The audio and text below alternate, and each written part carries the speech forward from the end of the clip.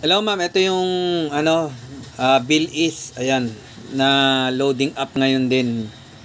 Actually, more on sa pautang siya. Pero, ang maganda rito, pautang siya, meron siyang mobile load, may bills payment, may cable, may gaming, meron din electronic wallet. Ano yung electronic wallet niya? Tingnan niyo po yung wallet niya, oh. May GCash, may Paymaya, may coins, may GrabPay, Bayad Center, at Shopee. Kaya pag tiningnan nyo yan, ayan o, sa bayad ano po yan. Then, ang matindi nito, meron din siyang Paymaya. Ayan.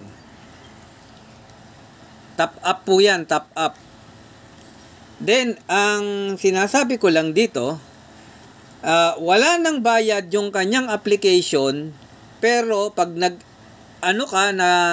download ng kanilang system, meron ka agad na bonus na 500 pesos. Pautang po yan. Actually, hindi yan bigay, pautang. Pero ang maganda, sila na kagad yung nagbigay ng 500 para pwede mong gamitin sa mobile, sa load, sa bills, tsaka sa gaming kung kailangan.